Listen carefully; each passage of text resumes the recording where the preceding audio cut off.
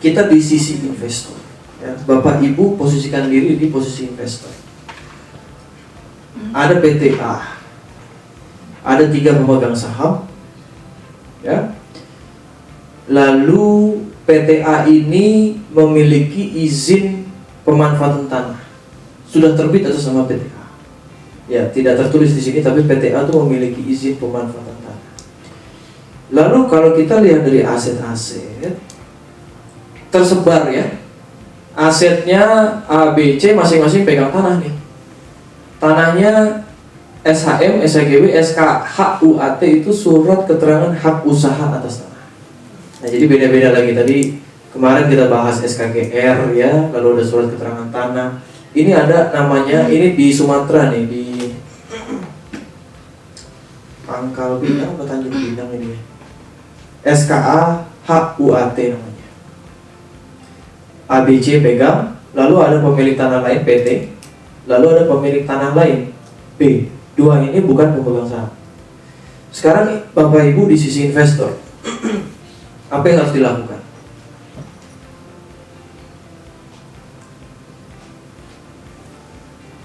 Ini akuisisi saham, ya. Akuisisi saham.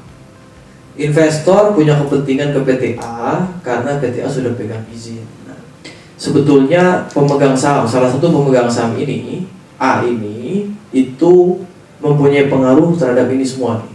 B, C, PT sama B. Itu dipengaruhi oleh A, di bawah pengaruh si A. Nah, A datang ke investor, yuk Anda masuklah sebagai pemegang saham di PTA. Nanti Anda akan memiliki aset-aset ini, dan PTA sudah punya IPPT. Investor harus apa? Apa yang akan diusulkan investor? Apa yang akan diminta investor kepada penjual? Dia, investor akan minta apa kepada si A? Laporan keuangan. Oke, laporan keuangan. Melakukan due diligence dari sisi legal, pajak. Apa, Bu? Melakukan due diligence dari sisi legal, pajak. Ya. Oke. Perpajakan. Dari sisi aset. Tanahnya maksudnya.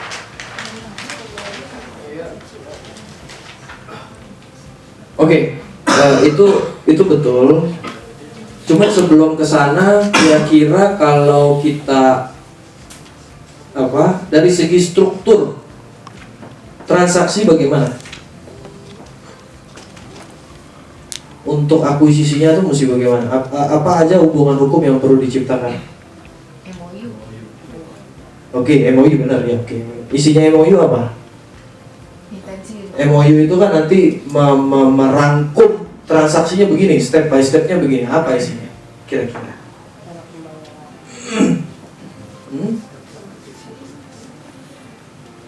Dari segi transaksi, ya.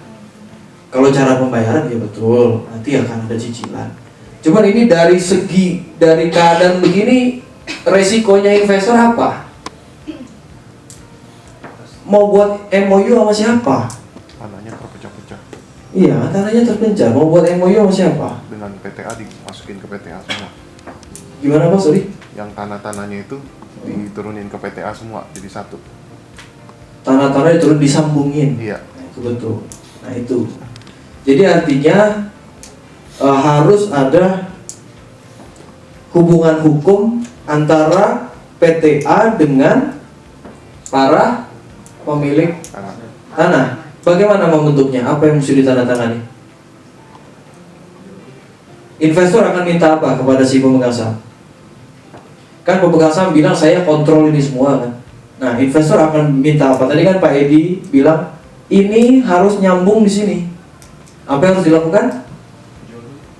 Jual beli. Sebelum jual beli, PTA mau nggak jual beli?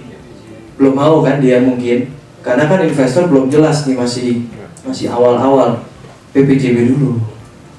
Jadi investor bilang oke, nomor 1, you urus PTA, pastikan PTA semua sudah menandatangani PPJB dengan masing-masing pemilik tanah. Betul nggak? Oke ya. Jadi itu isi MOU-nya.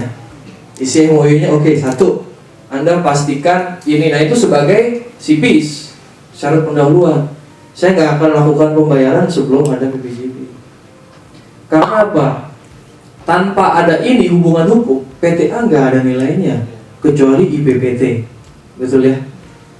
Nah lalu yang kedua, si pemegang saham bilang begini sama investor, oke, Anda masuk, kalau Anda beli saham saya, nggak ada nilainya ini PT, karena PTA-nya itu modalnya kecil sekali.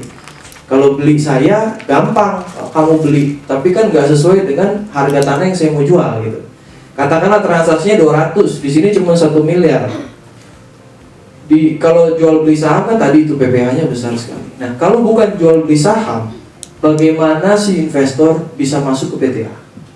Kalau bukan melalui jual beli saham. Tambah modal. Nah, penerbitan saham baru. Ya betul? Iya. Penerbitan saham baru. Modal 200, modal 1, transaksi 200 dia bilang. Jadi ditingkatkan lah. Bisa 200, bisa 300, ya kan? Diinjek masuk ke 199. Kalau memang betul 200. Nah, jadi harus ada rules yang menyetujui peningkatan modal disetor, modal dasar, Dan modal modal ditempatkan, modal disetor. Nah, secara undang-undang PT, hukum perseroan terbatas, masuknya dia sebagai majority dalam penerbitan saham baru dianggap akuisisi atau bukan? Itu dianggap akuisisi saham atau bukan? Akuisisi. Akuisisi Pak. Akuisisi, ya. Akuisisi bisa karena jual beli, bisa melalui penerbitan saham baru. Sepanjang terjadi perubahan pengendalian, itu sudah dianggap akuisisi. Ya Pak. Pak, tapi sebelumnya ada saham baru kan harus ditawarin ke pemegang saham dia masih. Betul, ya. Itu betul poin yang bagus. Tentunya si investor akan bilang, ya ini kan si A-nya nggak punya duit nih Pak, ceritanya. Makanya dia panggil investor. Tapi betul nanti di teknis drafting rules persetujuan peningkatan, dia harus menyampaikan hak untuk mengambil saham baru. Ya. Apalagi yang diminta investor. Jadi tadi saya tulis dia hanya diminta investor nomor 1 PPJB dengan pemilik tanah. 2 right issue ya, right issue. Oke, apa lagi kira-kira? Tadi hak LDD ya, tadi Ibu dibilang. Oke. Hak untuk LDD, wajib tuntas. Apa lagi? Jaminan. Jaminan apa? Jaminan kerahasiaan. Kan lagi proses. Kan investor yang minta PTA buka rahasia, dia buat apa minta jaminan rahasia? Jadi misalkan kalau dia udah masuk ke dalam melakukan due deal kan informasi rahasia dari PTA dan pemegang saham kan. Ini maksudnya yang minta? Iya. Enggak, bukan. Kita dari sisi ini dulu Bu. Investor minta apa kepada dia? Tadi kan 1 PPJB dengan ini supaya nyambung semua. Lalu right issue, modal dinaikkan. Apalagi? Direksi komisaris bagaimana? Ganti. Nah, ganti direksi komisaris ya. Ganti BOD dan BOC. Apalagi kira-kira yang diminta?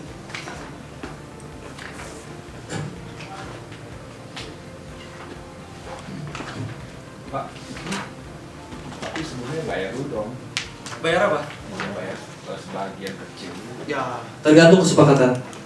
Bisa aja bayar 1 juta gitu, Iya udah bayar permintaan. atau bayar 100 juta, tergantung kesepakatan Pak. Makanya itu nggak ada rule kan, nggak ada harus bayar dulu baru saya mau buka. Tergantung kesepakatan. Bisa dibayar, bisa enggak. Tapi kalau misalnya ada suatu perjanjian sudah memang biasanya ada sedikit lah pembayaran.